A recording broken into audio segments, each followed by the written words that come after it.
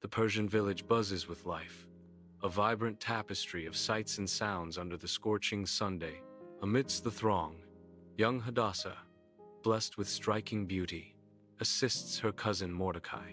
Mordecai's eyes reflect deep wisdom and hope as he speaks to her, his voice carrying the weight of faith.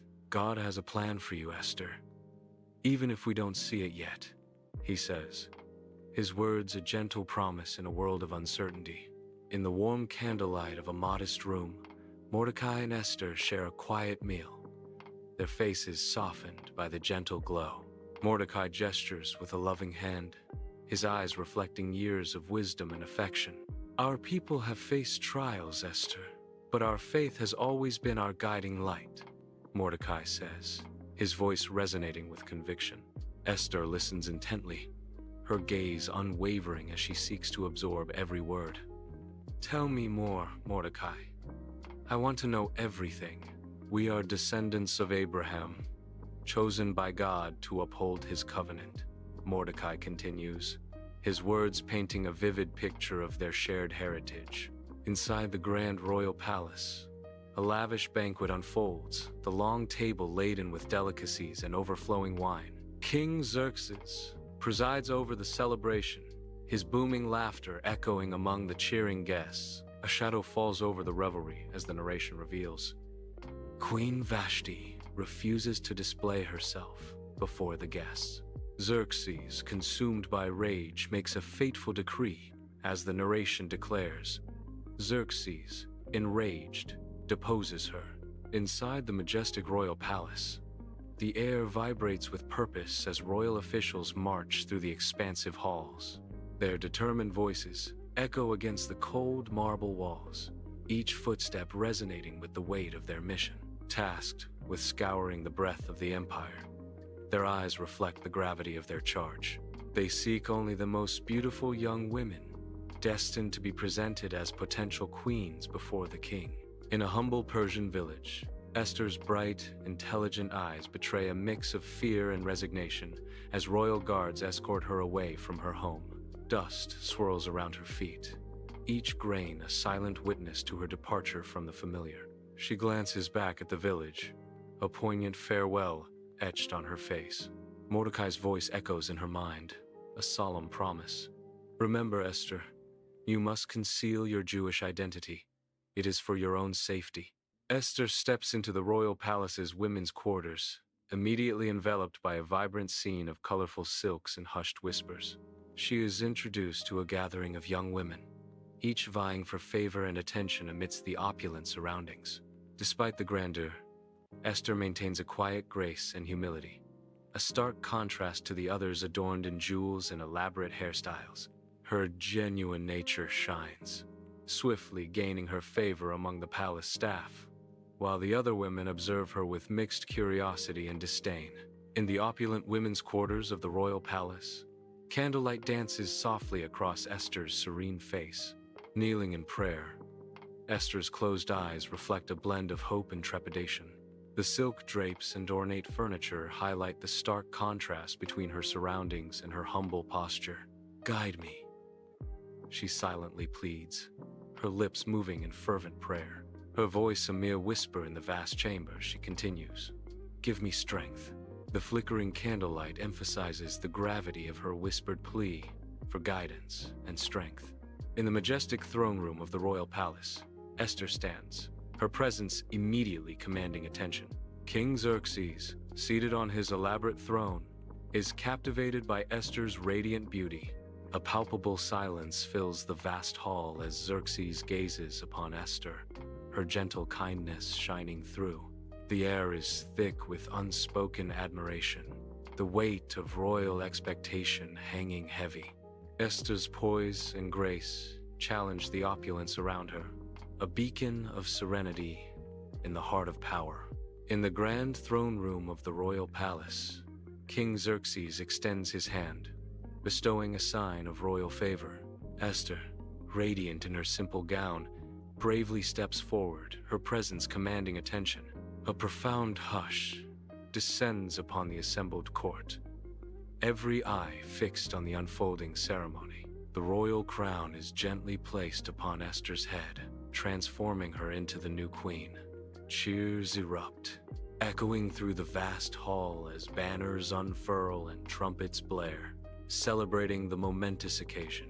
In the queen's chambers, Esther navigates her new life within the opulent royal palace. Sunlight streams through the tall windows, illuminating the delicate embroidery on her royal gown. Yet, amidst the grandeur, a quiet humility radiates from her, a gentle reminder of her origins. Her eyes reflect a deep sense of responsibility, her posture regal yet approachable. She moves with grace, but her heart remains grounded, forever mindful of the path she has walked. In the heart of the royal palace courtyard, Mordecai paces restlessly, his silhouette a study in anxiety against the ancient stones. His every step echoes with concern as he traverses the expansive space, the weight of unanswered prayers etched into his features. Mordecai's hands are clasped tightly behind his back, a silent plea for strength and patience in the face of uncertainty. His gaze is fixated on the palace entrance, each shadow and flicker of movement raising a flicker of hope within his weary eyes. Time stretches into an eternity as Mordecai lingers, his heart heavy with the unspoken fate of Esther. The courtyard becomes a stage for his solitary vigil, a poignant testament to his unwavering devotion and desperate anticipation. Sunlight floods the throne room, highlighting the opulent gold that adorns every surface.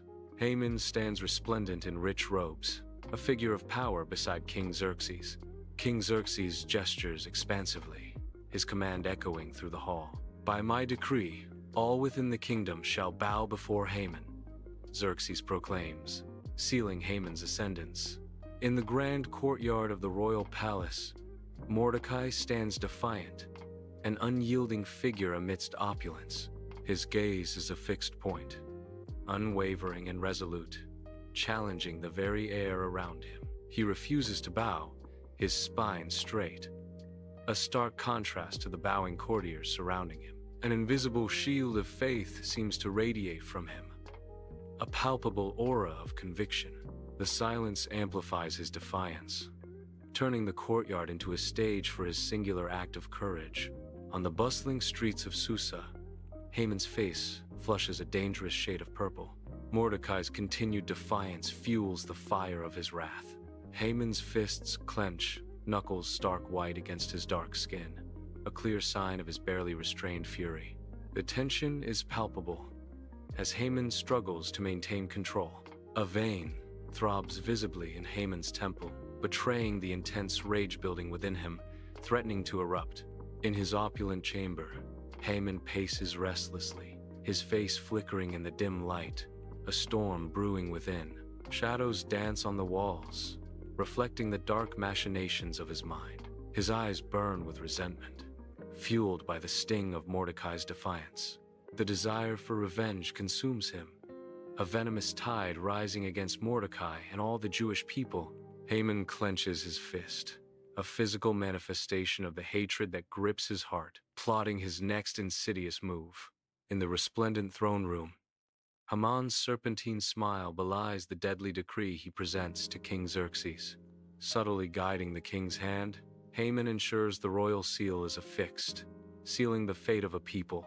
The opulent chandeliers cast light upon the document, revealing its horrifying command: the extermination of all Jews on the 13th of Adar. A silent, irreversible moment unfolds as the decree takes its dreadful effect. In the streets of Susa, the royal decree reverberates, each word a hammer blow against hope. Fear etches deep lines onto the faces of the Jewish people, their eyes reflecting a shared sorrow. The decree casts a long, dark shadow, chilling the vibrant city with a palpable sense of dread. Whispers of despair mingle with the usual city noises, creating a haunting symphony of impending doom. In the royal palace courtyard, Mordecai's eyes widen in disbelief as he reads the decree, his face paling with dread. Panic takes hold as he desperately scribbles a message, his hand shaking with fear, his voice a mere whisper of urgency. He implores a messenger to rush the plea to Esther, He begs her to intervene, to somehow avert the impending disaster. In the queen's chambers, Esther's terror is palpable, her hands trembling as she grips her gown. Fear wars with resolve, hardening her features as she steels herself for a momentous decision. A subtle shift in posture reveals her unwavering resolve, a beacon against the storm of her fear. With newfound resolve, she nods firmly, a silent command to the scribe to finish the fateful message. Her voice resonates with solemn determination. If I perish, I perish. On the dusty streets of Susa, a somber gathering of Jewish people unfolds under the unforgiving Sunday. Worry etches deep lines into their faces, a collective anxiety hanging heavy in the air. Eyes tightly shut, they stand as a unified body, their silent prayers rising like a whispered plea. Knees meet the earth as some bow in desperate supplication, while others stand firm, their faith unwavering. A shared hope binds them together, a fragile thread of belief in Esther's strength and destiny. In their unified stance, a powerful, silent demand echoes through the city: salvation and deliverance.